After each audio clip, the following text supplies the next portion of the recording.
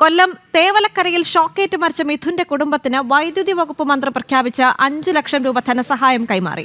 Kovoor Kunjumon MLA ആണ് check കുടുംബത്തിന് കൈമാറിയത്. അതേസമയം തേവലക്കര സ്കൂളിന് മൈനാഗപ്പള്ളി പഞ്ചായത്ത് നൽകിയ ഫിറ്റ്നസ് സർട്ടിഫിക്കറ്റ് ജനം ടിവിക്ക് ലഭിച്ചു. കെട്ടിടത്തിൽ സുരക്ഷിതമല്ലാത്ത ഭാഗങ്ങളോ നിർമ്മിതികളോ ഇല്ല എന്ന് സർട്ടിഫിക്കറ്റിൽ പറയുന്നുണ്ട്. പ്രജിത്ത് മോഹനൻ ഒപ്പം സുധീഷ് ഗോപാലും ചേരുകയാണ്. ആദ്യം പ്രജിത്തിലേക്ക് എത്തുമ്പോൾ, പ്രജിത്ത്, ആദ്യം തന്നെ ഈ മണിക്കൂറിൽ ഏറ്റവും വളരെ പ്രധാനപ്പെട്ട കാര്യമെന്ന് പറയുന്നത് വൈദ്യുതി വകുപ്പ് പ്രഖ്യാപിച്ച 5 ലക്ഷം രൂപ ധനസഹായം മിഥുന്റെ കുടുംബത്തിന് കൈമാറിയിരിക്കുകയാണല്ലേ?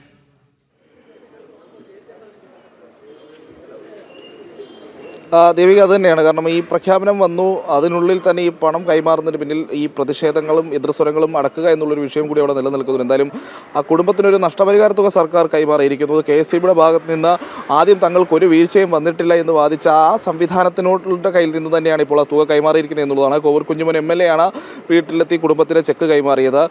അതോടൊപ്പം തന്നെയാണ് ഇപ്പോൾ ഈ അസിസ്റ്റന്റ് എഞ്ചിനീയർ, മൈനാഗപ്പള്ളി പഞ്ചായത്തിലെ അസിസ്റ്റന്റ് എഞ്ചിനീയർ നൽകിയിട്ടുള്ള ഫിറ്റ്നസ് സർട്ടിഫിക്കറ്റുമായി ബന്ധപ്പെട്ട് നേരത്തെ തന്നെ ആരോപണങ്ങൾ ഉയർന്നിരുന്നു. ആ ഫിറ്റ്നസ് സർട്ടിഫിക്കറ്റിന്റെ വിവരങ്ങൾ പുറത്തു വന്നിരുന്നു.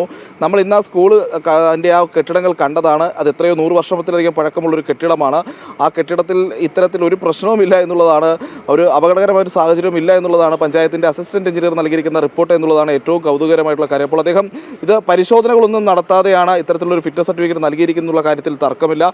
കോൺഗ്രസ് ഭരിക്കുന്ന പഞ്ചായത്താണ്. പക്ഷേ കോൺഗ്രസിൻ്റെ പഞ്ചായത്ത് പ്രസിഡന്റൊക്കെ ആരോപണം ഉന്നയിക്കുന്നത് ഈ അസിസ്റ്റന്റ് എഞ്ചിനീയർ എന്നുള്ളത് CPMന്റെ ഇടത് സംഘടനയുടെ NGO യൂണിയനിൽ പെട്ട ആളാണ് എന്നുള്ളതാണ്. എന്തായാലും അത്തരത്തിലുള്ള ആരോപണ പ്രത്യാരോപണങ്ങൾ അവിടെ നിൽക്കുന്നു.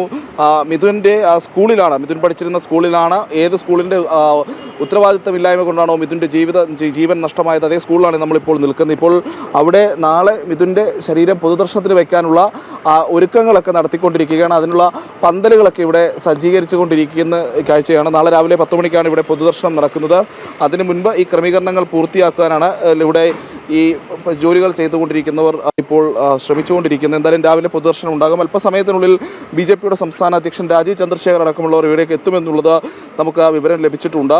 അങ്ങനെ ഒരു ദിവസം മുഴുവൻ നീണ്ടുന്ന പ്രതിഷേധത്തിനും ഇപ്പോൾ ഒരു അവസാനമായിട്ടുണ്ട്. ഇന്നിനി പുതിയ പ്രതിഷേധങ്ങളൊന്നും ഇല്ല എന്നുള്ളതാണ് നമ്മൾ മനസ്സിലാക്കുന്നത്. കഴിഞ്ഞ ഏതാനും മണിക്കൂറുകളിൽ ഈ തേവലക്കര എന്ന് പറയുന്ന ഈ ഗ്രാമപ്രദേശത്ത് ഇതുവരെ കണ്ടിട്ടില്ലാത്ത രീതിയിലുള്ള പ്രതിഷേധങ്ങളാണ് പലവിധ സംഘടനകളുമായി ബന്ധപ്പെട്ട് അരങ്ങേറിയത്.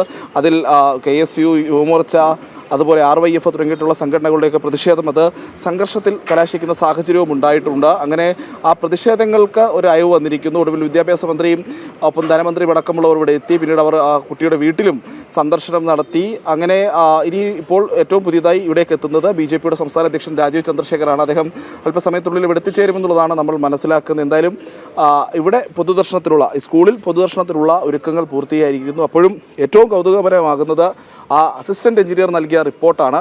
ഈ സ്കൂളിൽ അപകടകരമാകുന്ന ഒരു സാഹചര്യവും ഇല്ല എന്നുള്ള റിപ്പോർട്ട് നൽകിയത് ഒരു തരത്തിലുള്ള പരിശോധനകളും കൂടാതെയാണ് എന്നുള്ളതിൽ ഒരു തർക്കവുമില്ല. നമ്മൾ ആ കെട്ടിടം കണ്ടതാണ്. ഇന്ന് ബാലാവകാശ കമ്മീഷൻ ചെയർപേഴ്സൺ അടക്കമുള്ളവർ എത്തിയപ്പോൾ അദ്ദേഹം പറഞ്ഞൊരു സാഹചര്യമുണ്ട്. ഈ കെട്ടിടം കണ്ടാലേ അറിയാം ഇവിടെ ഒരു അപകടാവസ്ഥയുള്ള സാഹചര്യമുണ്ട് എന്നുള്ളത്. അദ്ദേഹം കൃത്യമായി പറയുകയും ചെയ്തിരുന്നു.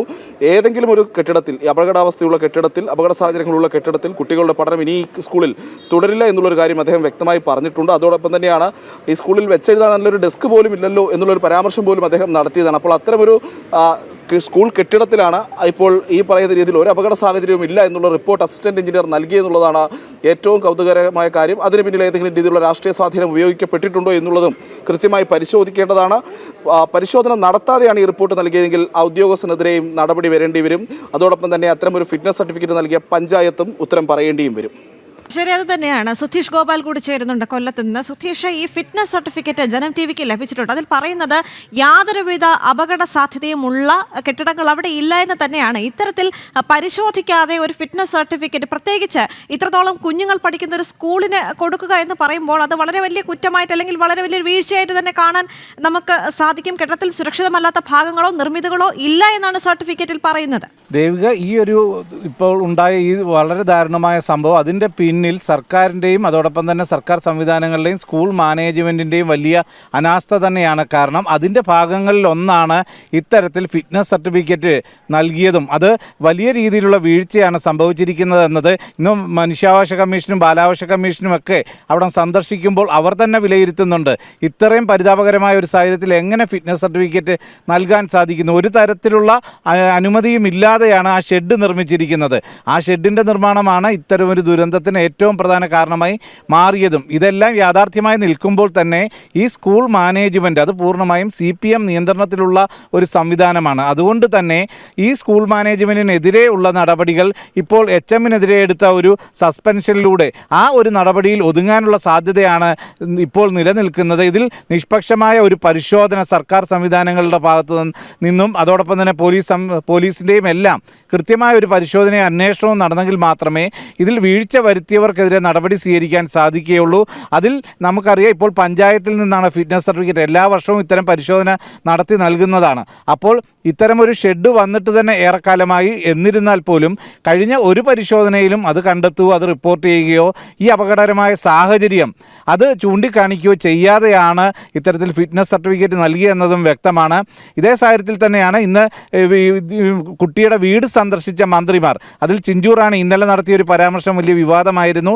അതിൽ തിരുത്തലുമായി രംഗത്തെത്തിയിരുന്നു. എന്നാൽ പോലും ആ തിരുത്തൽ നടത്തുമ്പോഴും ഇപ്പോൾ നിലനിൽക്കുന്ന സാഹചര്യം ഈ കുട്ടിയുടെ ഈ വീടിൻ്റെ ഈ ഒരു എല്ലാ അത്താണിയും ആവേണ്ടിയിരുന്ന ഒരു കുട്ടിയാണ് ഇത്തരത്തിൽ ദാരുണമായി മരണപ്പെട്ടത്. അതിൻ്റെ ഉത്തരവാദികളെ സംരക്ഷിക്കുന്ന സമീപനം സർക്കാരും അതോടൊപ്പം തന്നെ CPM സംസ്ഥാന സെക്രട്ടറി അടക്കം സ്വീകരിക്കുന്നു എന്നതാണ്. ഇതോടൊപ്പം തന്നെ CPM സംസ്ഥാന സെക്രട്ടറി പറഞ്ഞ കാര്യവും നിരവധി നേതാക്കളാണ് ഇന്ന് നിഷേധിച്ചത്. അതായത് ഈ സ്കൂൾ മാനേജ്മെൻറ്റുമായി ഒരു തരത്തിലുള്ള ബന്ധവും പാർട്ടിക്കില്ല എന്ന് പറയുന്നു. എന്നാൽ അത് തെറ്റാണ് എന്ന കാര്യമാണ് ഇത് കൃത്യമായും തന്നെ ഈ സ്കൂളിൻ്റെ ബൈലോയിൽ അടക്കം വ്യക്തമാക്കുന്നത്. അതിൽ ഏറ്റവും പ്രധാനമായി പറയേണ്ടത് ഇതിൻ്റെ ഇത്തരം സംഭവത്തിനെതിരെ കർശന നടപടിയെടുക്കുമെന്ന് മന്ത്രി വി ശിവൻകുട്ടി പറയുന്നൊരു സാഹചര്യമുണ്ടായിരുന്നു. മന്ത്രി വി ശിവൻകുട്ടിയും KN ബാലഗോപാലും മിഥുന്റെ വീട്ടിലെത്തി സന്ദർശിച്ചു, കുടുംബാംഗങ്ങളെ കണ്ടു. അതോടൊപ്പം തന്നെ അപകട സ്ഥലവും മന്ത്രിമാർ സന്ദർശിച്ചു. സുധീഷ് ഗോപാലും പ്രജിത്തുമാണ് കൂടുതൽ വിവരങ്ങൾ നൽകിയത്.